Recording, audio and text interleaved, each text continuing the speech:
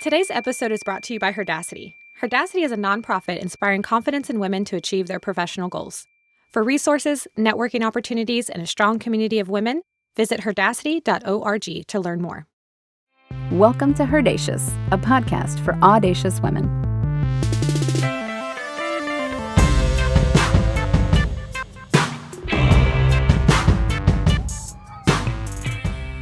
Salutations and good day to you all. Thank you for tuning into HERdacious. I'm Lorelei, the audacious host, and I am pleased you took a moment for yourself and your personal professional development today because we are going to be talking about pro tips for interviewing and job applications during this unique COVID recession-ish sort of situation that we are all experiencing.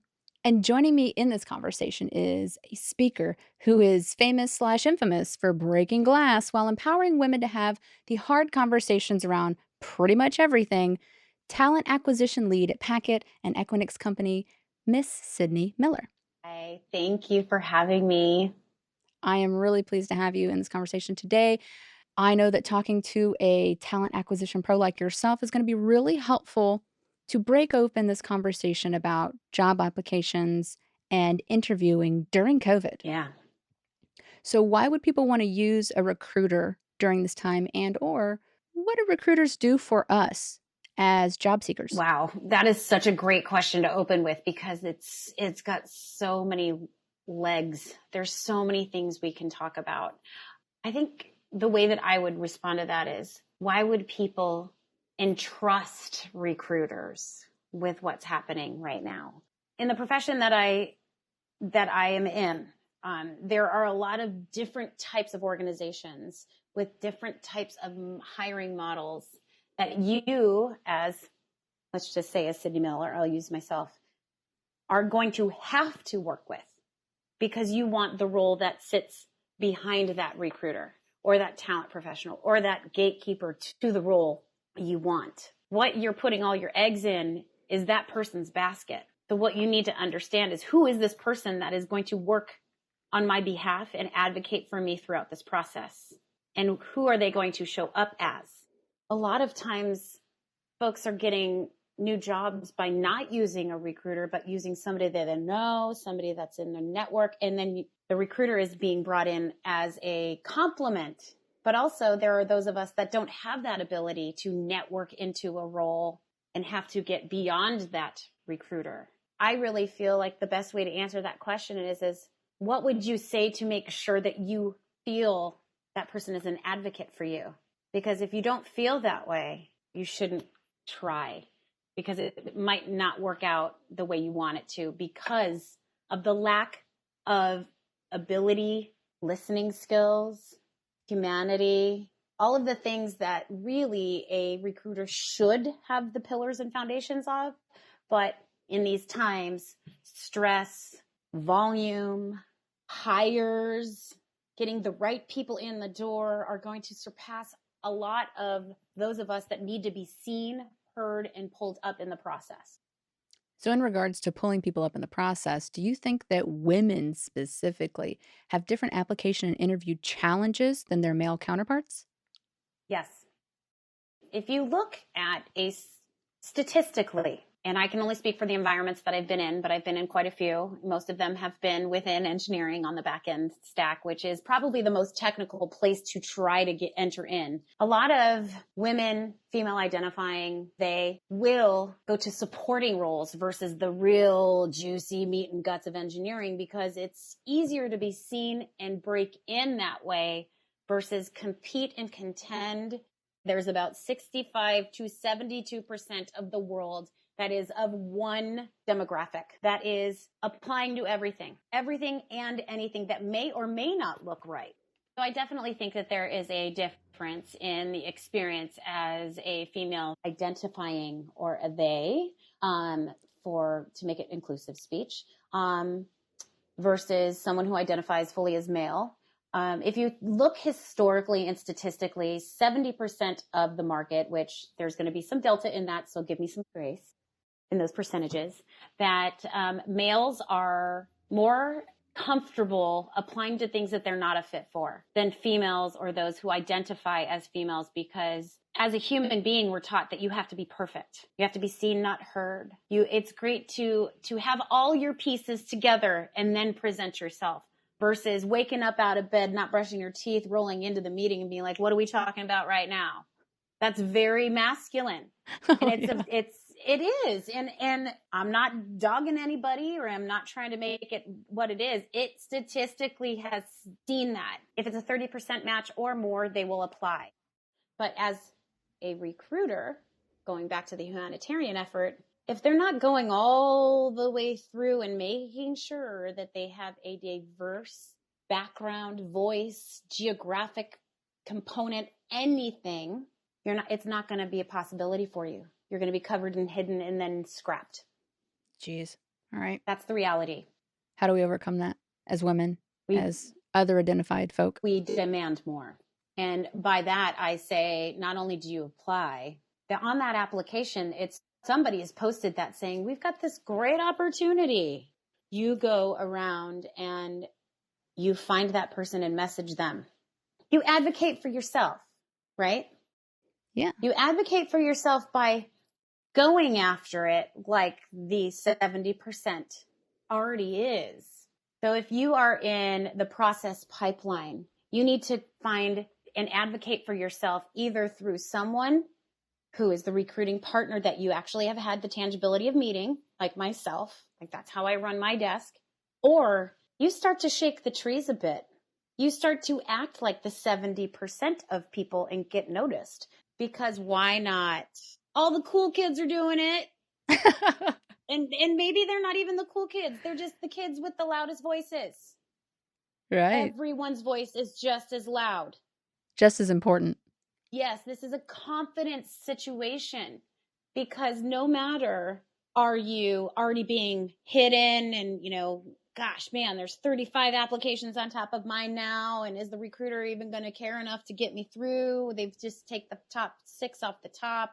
They're busy. They're getting, breath down their neck about where's my hire, all of that, because that is another part of it. Recruiters do have a high pressure environment.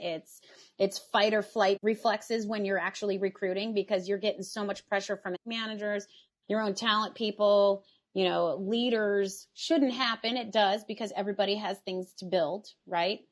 However, my best advice to give yourself the voice and the pathway is to remove your own barriers. Advocate for yourself by identifying, oh, I saw that Sidney Miller posted this on her Twitter. She might know something about this. I'm going to go ahead and DM her, because now you can't go away. And if you are the recruiter that you should be, on behalf of not only advocating for the company, but advocating for the best talent possible, and the best talent that brings a different perspective, a different cadence, a different voice, a different optic, all of those things that make you up as who you are as a human being, because there's only one of you. There's not a double. So when you look at code sets, they're 1000% your own. So my code will look different than your code, because everything that I've ever experienced, everything I know, the schools I might have gone to, the schools I might not have gone to, the way that I see the world, you want that kind of coding or project management or UX design and development or support function, because that's where all of us, 30% people who fall into underrepresented categories, have to go, because the 70% of the world that is just that 30% match is going to take all the core engineering jobs, because they're applying so much to it. So I'm kind of painting a picture, and I think that now you're kind of seeing it, right? Where it's so systemic, it's just more of the same. So break it. I want to kind of go to some of the basics, just to give everyone a foundational perspective on like the application and interview process for the now. In your opinion, professionally, personally, how long should a resume be? As long as it takes for you to be seen. Oh, saucy answer. It's the right one. I love that. No one can tell you how to compartmentalize your own experience. No one should be able to do that to you. If it's 2 pages or longer, it won't get read. Well, yeah, maybe that's true. But what are you putting in there, and how are you engaging? How are you advocating? How are you getting noticed, right? Yeah. So I don't really love that question, and not from you, but just in general. I'd like to talk to the person who said, well, if your resume is longer than a page, well, maybe in 1986, okay? These are different times. Ooh, I love it. Oh my gosh, that's such an Right. empowering statement, and I really appreciate you bringing that perspective to this conversation. So maybe we start a movement. I don't know. I mean, yes, it's bold. Yes, it's hard, because advocating for yourself is something that you feel like the recruiter should be doing for you, but they're not interested because they're up against, how many hires am I going to get? Am I going to keep my job? Am I making more hires than the person next to me? It gets into this ego kind of scenario. I'm just telling you the way it is. Like, I wish I didn't have to, but that's kind of how it is. And I'm painting, maybe more of a negative picture than I want to, but it's real deal. Like, this is the world we live in. So you know what? I'm sick of having to have these conversations about how we should be doing things. Let's just start doing them. And I'm not sick. This is not at you.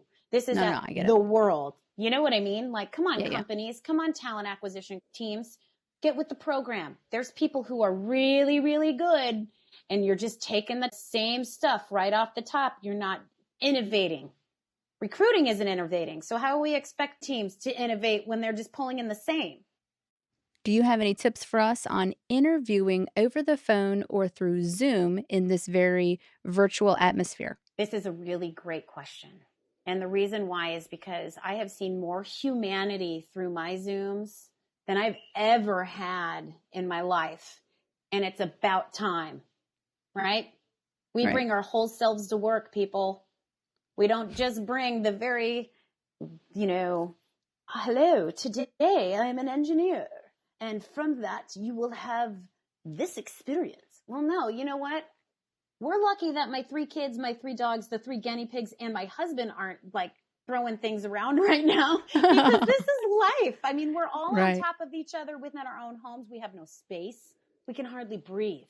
We don't even know what day it is. Did I work 14 hours yesterday? Probably, So if companies are expecting you to be anything but that right now, I'd suggest you maybe not consider that company. Now, I get that, there are times to be one way and times to be another. But if, God forbid, you've got an 8-year-old that needs a snack and slams a cupboard behind you, you shouldn't have, oh my gosh, I'm so embarrassed. Because why? You're a parent. You're surviving. You're caring for people. This is the big job, right? Your day job is your family and your life, and ensuring that that's situated. A job is a piece of that. Yes, we spend a lot of time at work, but why can't we see that we're humans doing the work, not robots? Give me a few tips on interviewing over the phone or through Zoom, bringing your real self into that. Here's how I start every Zoom, regardless if it's a senior vice president of engineering or somebody that I'm talking to that is for the junior engineering role I just opened. This is an active working household. We are in COVID, and I have little people. I have dogs. Someone's going to deliver a package. So I hope that you're okay with that. And, if we need to reschedule, then we can, but I will try and make this as amazing as possible under the circumstances. I would just get really real about it. Just give yourself some grace. Excellent feedback. Thank you for that. Yes. New question. How can folks prevent burnout in the job application process? Because I'm sure you're aware of it. It can be rough. It can be tedious. It can be monotonous sometimes. It can feel like the same thing every day for folks who are actively seeking a role. How can we prevent burnout and keep up the enthusiasm for that future position? This is so important. Thank you for bringing this up. Set up boundaries for yourself. Set up boundaries to not be so hard on yourself right now. It's okay for you to be struggling, to be sad, to be mad, to be hopeful, to be everything that you are feeling, because there's a million ways you're going to feel right now, because burnout is a real thing. It doesn't matter if you're working or not.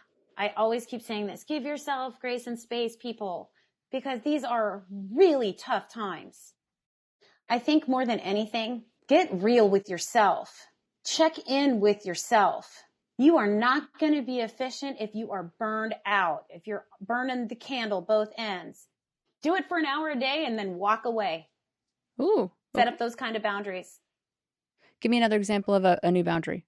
Make sure that you don't feather yourself out over an 8-hour period to do all the work. Just do it for 2 and then give yourself 4 hours to recoup. Go outside, eat some food, drink some water, call your loved ones, watch The Bachelor. Who knows? Whatever it is that floats your boat. Honestly, no one's doing it because they're just trying, and then sleeping. Trying, sleeping. That's the recipe for burnout. Yeah, feed your soul. Now I want to talk about the money. Ooh, dollar bills. They're important. Yeah, they are. So everyone has to go through that job application where it asks you how much you want to get paid. Mm-hmm. That's such an uncomfortable question for a lot of us because we don't know what that company is offering, but they want you to put down a number. What do we do? I would say keep it to $1 because that in itself is a barrier to entry. And I know that we'll probably get into this later, but there are certain things that you as a job applicant do not have to disclose. This may be one of them, but to get around it, always put $1. Love that advice. Thank you for that. So next question is still about the money. Yep. Pay ranges, right? Mm-hmm. Whether it's disclosing how much you currently make or trying to figure out the pay range for the job you're applying for. Give us some tools and tactics in going into those monetary battles. Okay. The first line of defense for this is you do not have to disclose what you're currently making, nor do you have to provide W-2 pay stubs to anybody that asks you. Now, people ask for W-2 pay stubs? They do. Unfortunately, it's not a business practice I believe in, but that's okay because that's how I run my desk. And I can't speak for others because I have zero control over that. However, if you do get in a situation where somebody asks you, how much did you make last year? You can say, well, I'm not going to disclose that. That I can give you thresholds of what I need. Love that. And then stop talking. There's this great thing that the teachers in my kids' class, they come home all the time and they're like, Mommy, put a bubble in it. I'll be talking when they're talking. And so if you just put a bubble and then you just sit, it keeps you quiet. So if that's a little kind of funny tip, just you do not have to say anything. You do not need to disclose, even if you're in a state, because I think this is where this will come up. There are 19 states as of November 2019. I think that's what we just found out is that, or 18 states where it's illegal to ask that question. 18 states and 19 local governments. So how about that? If 18 states and 19 local governments aren't asking, why is everyone else? This is a key to you that you do not have to disclose anything because it's private information. What about if you feel pressured from that company to disclose? Then you say, here's my threshold. And it could be anything you need. Like the range that I want. The range that this is what I need, right? So once you kind of stand in your power and all of those things that we're going to talk about, I'm sure, you will have the ability to just, it's almost like, it's like tennis, like ping it back to them. Ping it back to them. Love it. So we're going to ping it back to our sponsor and take a quick break. Hi, I'm Terry Broussard-Williams, the founder of Movement Maker, an online platform that inspires the changemaker in you to set the world afire. For the tools to find the fire within yourself and to build movements within your community, visit movementmakertribe.com. Let's be HERdacious together.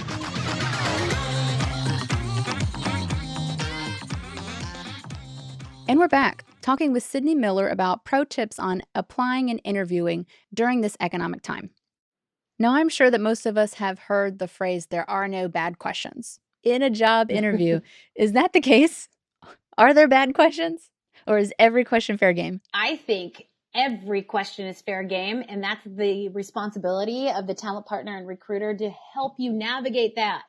And if they're a bad question, there's a great way to talk about it. I'm going to turn that around and say, yes, there are bad questions you will be asked by the company. And if it's anything that has to do with identifying information, cash, family, anything of that nature, stay far away from it. Do you have kids? Oh, I see that. Just curtail around it, because you do not want to give anybody anything except for what you are tactically there to do, which is describe your experience to make sure that it's not taken away from the subject matter, because that happens a lot, especially with females and underrepresented minorities. You have a very finite space. Anything that takes you away from what you're there to uncover as your technical expertise, domain space, what you bring to the table, the fluff needs to stay out. If they ask you fluff questions, ask them short and then stop talking, because that's an indication to them that you're not ready to go there, because we get trapped in the fluff. We get trapped in the things that aren't going to get us the job, right? Try and stay as pure to your experience and the job description as possible without it being too clinical, because you want to be like human and all that. But so many times we get carried away because we tend to be less like, let's get the brass tacks and then let's talk about the fray. You can certainly do that. When you feel that that's a softball question or a question that doesn't really resonate or doesn't make a difference about how you could get the job, say, that's a great question, but I really love to tell you about my experience right here, and then we can get to that in a minute. Love that. All right. So are there types of questions that could score us some major points during an interview with the hiring manager as an applicant? Ask one question, the same question to every single person you meet. Don't tell them that you're doing that, but what do you like the best about your job? Or, tell me about your career trajectory at the company. These kind of questions to every single person that you meet in the interview process will show you exactly who the company is. You can string along the narrative through the people that are interviewing you by one question. You can see consistencies, good, bad, whatever, but you'll see the culture. Okay. So you've already hinted at this in the past in regards to the bad question. So what do we do as an applicant if our interviewer asks us an illegal question like, are you married? Do you have kids? Your age? How much you make? All the things. You could say, you know what, thank you for that question, but I can't answer that. Can we talk about my experience? Let's go ahead and talk about my experience and how it applies to the job, because leaders will do that to you. Interviewers will do that to you. If they feel that you're going left field, right field, up, down, whatever it is, but other than where they need to go, they will pull you back. So you do it too. Why not? If they start to go in places that you're not comfortable with, you can say, okay, well, that's a great question, but you know what? Can we reserve that to the end?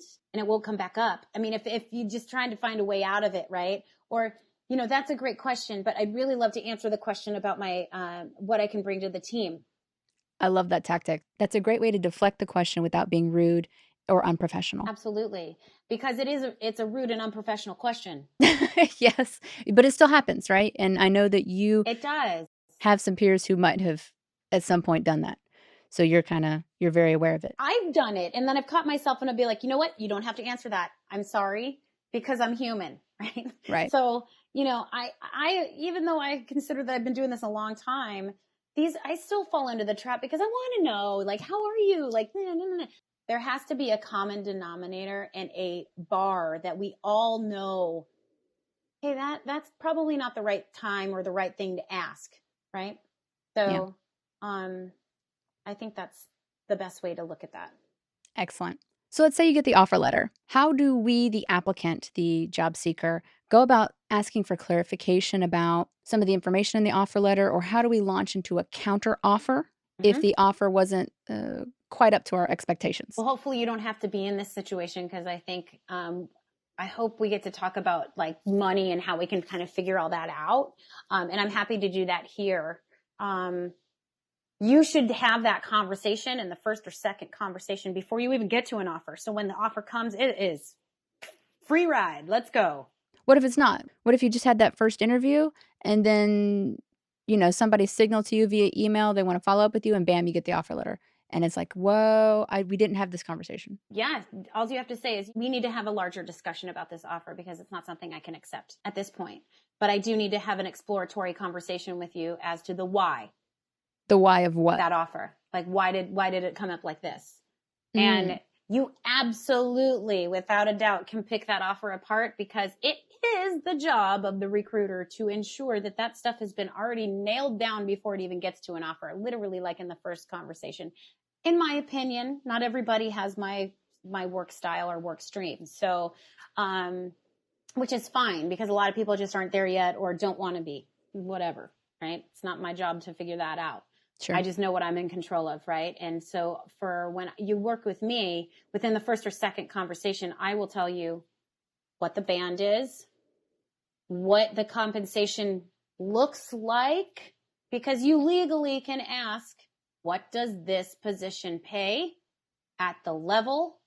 And what does the level look like? Meaning, this is what you'll be reviewed against, everyone. Once you accept an offer, that monetization is tied to a level. And within that level is a description of things that you must be and do for the organization to stay at that level. And then once you accomplish all that, you get a promotion. Dig in now. Don't ask questions at review. And you're like, wait, if I just would have known that 4 months ago, I could have worked on it. Nail it all down. You are allowed to ask these questions. What are the primary duties? What am I going to do? Where am I leveling in it?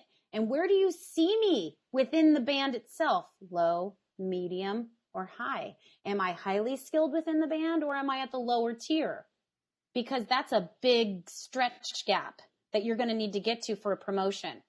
These are all very fair conversations to have, and it's all confidence. No one asks them because nobody does.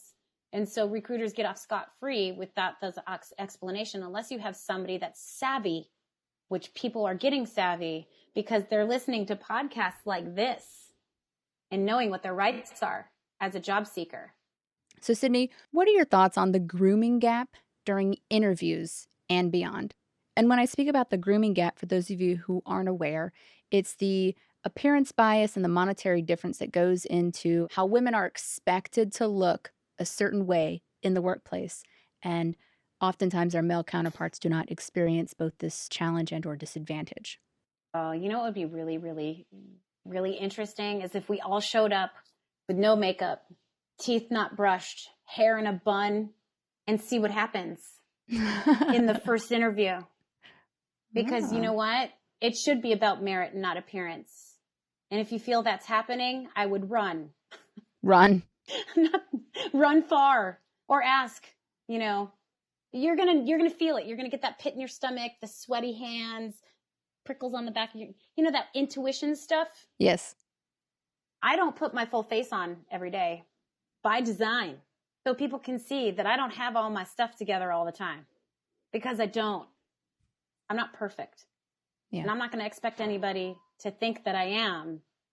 So I'm real. And that may be, you know what? That may be me not having my teeth brushed or me having a dog barking in the back like I do right now or all these things. Show your real self and see how they react. And if you don't get a job over it, then fine. Because that's not real either. Like you're not going to be a white glove on Sunday with the tea and the pinky out, No, This is 2020. Who drinks tea with pinkies out anymore? I mean, maybe we all do. I don't know. I can't. Well, as far as I'm aware, that's never been an etiquette thing, but we're good to go on that. Thank you so much. I feel like you have, at every turn, you have presented an empowering approach to job application and job interviewing. And I am so grateful you were willing to share this really inspiring and aspirational approach to job seeking. So thank you. It's my pleasure. I hope everyone can start having these conversations and feeling confident enough to do so because you deserve it.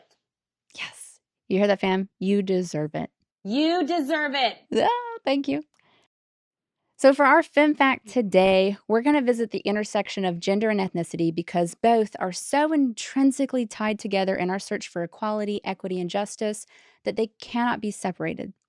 Now, depending on which generation you belong to, you probably know of the color purple, either as the successful Tony Award-winning Broadway musical, or the 1983 Pulitzer Prize-winning novel, or the subsequent movie adaptation by Spielberg in '85. Now, this powerful story of two African-American sisters who endure abuse, pain, estrangement, personal growth, just compassion and love, while living in early 20th century rural Georgia.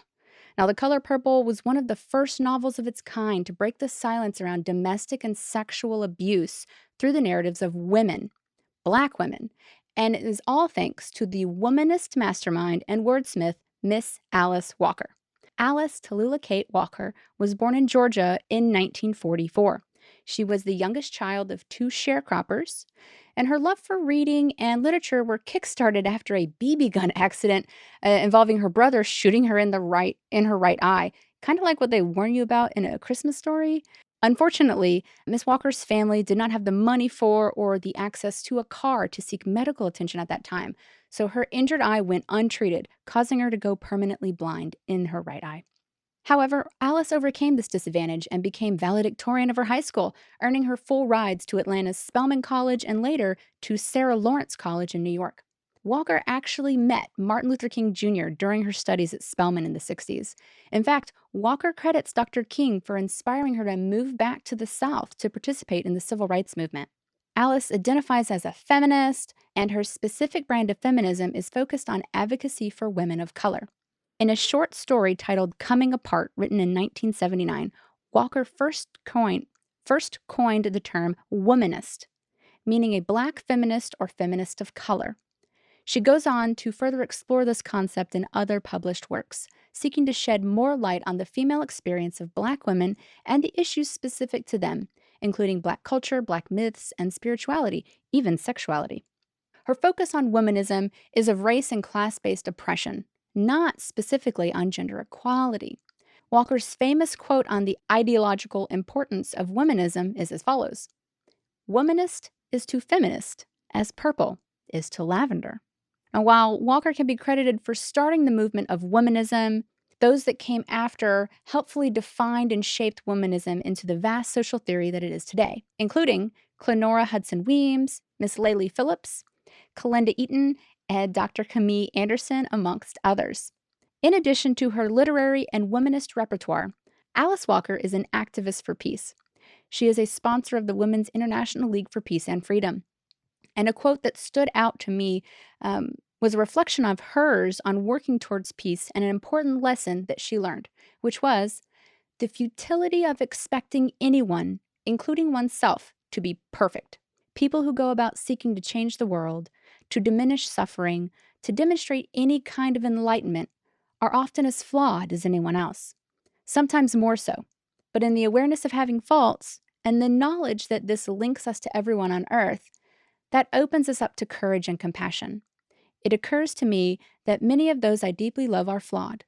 They might actually have said or done some of the mean things I've felt, heard, read about, or feared. But it is their struggle with the flaw, surprisingly endearing, and the going on anyhow, that is part of what I cherish in them. Now, Alice Walker may not be perfect, but who is? Certainly not me or this show. We struggle, we strive, we endure, and push forward with love, compassion, and hope in our hearts, which is the most I can wish for any of you listening today. We keep striving, we keep moving forward, and we remember that we are never alone in this or any fight. And my thanks to sharing this fight with me, my glorious guest and fellow champion, Miss Sidney Miller. Thank you for joining me today. Thank you for having me. This is beautiful. Thank you. It was a pleasure. Now, I'm Lorelei, and this is HERdacious. If you liked our show, please subscribe and share it with a friend who might need to hear the information that has been shared here today. Whether you're a feminist, a womanist, or a human being just looking for career support, check out HERdacity.org for more resources, or send me an email to HERdacious@HERdacity.org. Until next time, remember, you are your best advocate.